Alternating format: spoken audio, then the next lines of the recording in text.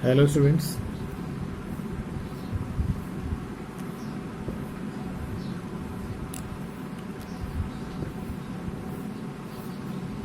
ये क्वेश्चन मैं ले रहा हूँ आपका क्लास 10th से। और प्रोबेबिलिटी चैप्टर में ये जो क्वेश्चन है वो कई बच्चों के लिए काफ़ी दिक्कत रखता है, तो इसको थोड़ा सा आप ध्यान से देख लें। इसमें 4 टाइप के क्वेश्चंस आपके बन सकते हैं। लीप ईयर और नॉन लीप ईयर से रिलेटेड एक क्वेश्चन है, तो एक क्वेश्चन में आपके 4 क्वेश्चन हो सकते हैं। जैसे आपको बोल दिया जाए, ये पूछ सकता है कि what is the probability of getting 53 Sundays in a leap year, या फिर ये पूछ सकता है 53 Sundays in a non leap year, या फिर 52 Sundays in a leap year, या फिर 52 Sundays in non leap year. Correct. Mostly ये 2 ही टाइप के क्वेश्चन बनते हैं, और 2 + 2 यानी 4 बन गए। लीप ईयर वाले क्वेश्चन भी पूछ सकता है और नॉन लीप ईयर वाले क्वेश्चन भी पूछ सकता है। तो पहले तो आप एक कॉन्सेप्ट बनाएं कि नॉन लीप ईयर क्या होता है और लीप ईयर क्या होता है। तो देखो, नॉन लीप ईयर हमारा कॉमन ईयर होता है, जनरल ईयर होता है, जिसमें 365 डेज होते हैं। करेक्ट। और जो लीप ईयर होता है उसके अंदर होते हैं 366 डेज। ये बात आपको याद रखनी है। लीप ईयर का मतलब होता है स्पेशल ईयर। और स्पेशल क्यों बन जाता है, आप जानते हो कि फरवरी 29 डेज की हो जाती है। जिस ईयर में 4 से पूरा पूरा डिवाइड होता है उस ईयर को आप क्या बोलोगे। जैसे मान लो 2020 आपका ईयर है, ये 4 से पूरा पूरा डिविजिबल है। 4 5 से 20, रिमाइंडर कितना 0। 2 कॉपी करोगे फिर 0 टाइम, वैल्यू क्या बनेगी आपकी। तो ये पूरा पूरा डिवाइड हो गया आपका, इसलिए ईयर 2020 है वो आपका एक लीप ईयर है। और इसीलिए इस साल फरवरी कितने की थी, 29 डेज़ की थी। तो जो लीप ईयर होता है वो होता है आपका 366 डेज़ का, और जो नॉर्मल ईयर होता है नॉन लीप ईयर वो होता है आपका 365 डेज़ का। करेक्ट। अब आपको एक काम करना है, 365 डेज हैं उनको आप तोड़ोगे 64 डेज + 1 डे में। 364 दिन को अलग रख लो और एक दिन को अलग रख लो। ऐसे ही जो 366 दिन है उनको भी तोड़ दोगे, 364 दिन और प्लस में 2 दिन एक्स्ट्रा, 366 हो गए टोटल। ये भी 365 हो गई टोटल। अब 364 दिन बनाने का एक लॉजिक है। देखो, 364 दिन को आप तोड़ सकते हो 52 वीक में, और प्लस में एक दिन एक्स्ट्रा बच गया कौन से ईयर में, लीप ईयर में। ऐसे ही 364 दिन को आप तोड़ सकते हो 52 वीक में, और हमारे पास 366 दिन टोटल थे तो उसमें 2 दिन एक्स्ट्रा बच गए। तो बात यह है कि आप इसको तोड़ोगे, 52 सप्ताह है और एक दिन एक्स्ट्रा, ये भी आपका 365 दिन वाला साल है, और 366 दिन वाला साल है, तो आप तोड़ोगे 52 सप्ताह और 2 दिन एक्स्ट्रा। ऐसा करने का लॉजिक देखो क्या है। 52 वीक होने का मतलब क्या हुआ, एक वीक में 7 दिन होते हैं, 7 वार आ जाते हैं, इसलिए 52 वीक में 52 संडे आ गए, 52 मंडे आ गए, 52 ट्यूसडे आ गए, 52 वेडनेसडे आ गए, ये सारी चीज़ें आ चुकी हैं इसके अंदर। अब एक दिन एक्स्ट्रा बच गया। ऐसे ही यदि आपका लीप ईयर है तो उसमें 52 संडे, 52 मंडे, 52 ट्यूसडे, 52 वेडनेसडे आ चुके हैं, 2 दिन एक्स्ट्रा बच गए हैं। तो अब हमसे लीप ईयर या नॉन लीप ईयर में से कोई सा भी क्वेश्चन बना के दे सकता है। तो पहले मैं क्वेश्चन ले रहा हूँ आपका नॉन लीप ईयर वाला, तो इसको देखें आप। नॉन लीप ईयर में आप जानते हो 365 दिन होते हैं। 365 दिन को हम तोड़ेंगे कैसे, 364 दिन अलग और एक दिन एक्स्ट्रा। तो 364 दिन होने का मतलब 52 सप्ताह हो गए, और लास्ट वाला दिन बच गया कौन सा, 365वां, 365th डे। 364 दिन बीत चुके हैं और लास्ट दिन है 365वां। तो आप जानते हो कि 52 संडे जा चुके हैं, या फिर 52 मंडे जा चुके हैं, या फिर 52 ट्यूसडे जा चुके हैं, क्योंकि 52 वीक बीत गए हैं, 364 दिन बीत गए हैं। लास्ट वाला दिन बचा है आपके पास, तो लास्ट वाला दिन है उसकी क्या क्या संभावनाएं हो सकती हैं। कोई भी एक दिन है वो उन्हीं 7 दिन में से कोई सा होगा, या तो संडे होगा या मंडे होगा या ट्यूसडे होगा या वेडनेसडे होगा या थर्सडे या फ्राइडे या सैटरडे। कितनी टोटल पॉसिबिलिटी बनी इनकी? 7। यदि आपका 364वां दिन सैटरडे था तो साल का आखिरी दिन 365वां दिन क्या बनेगा? संडे।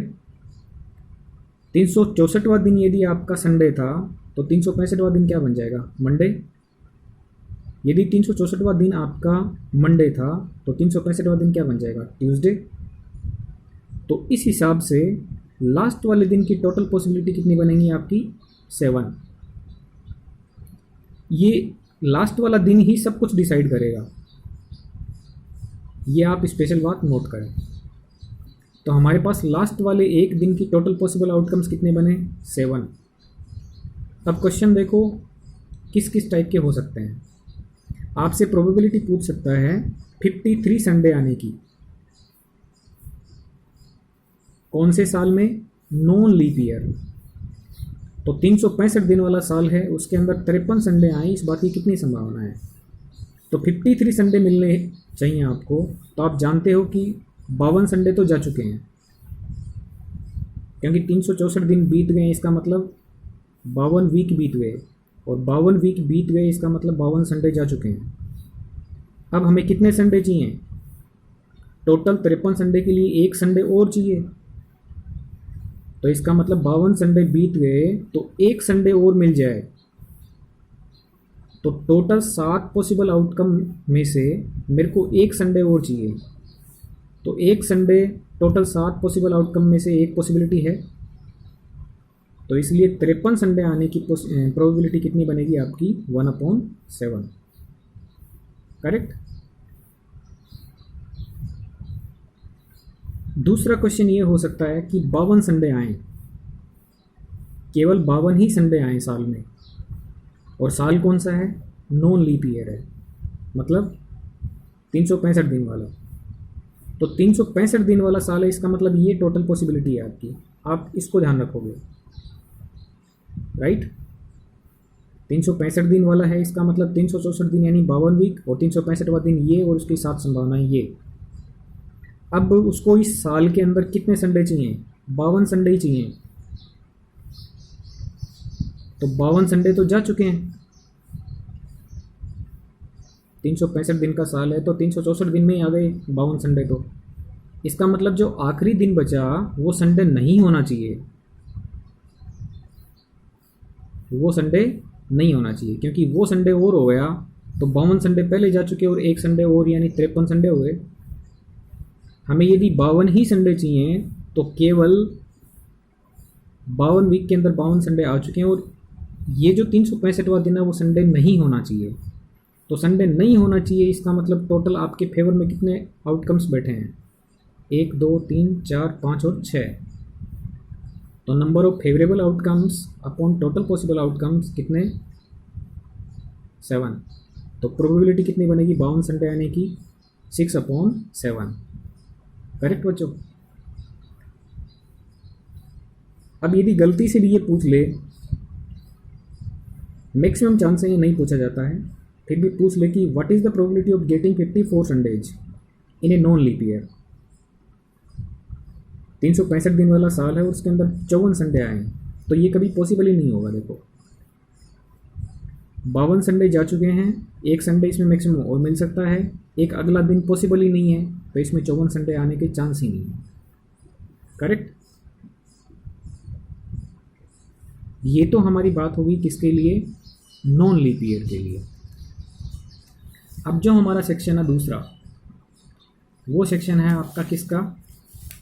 लीप ईयर का। करेक्ट। अब लीप ईयर की बात कर लेते हैं। लीप ईयर में आप जानते हो लीप ईयर स्पेशल ईयर होता है, तो 366 दिन होते हैं टोटल। लीप ईयर में कितने होंगे टोटल? 366 दिन।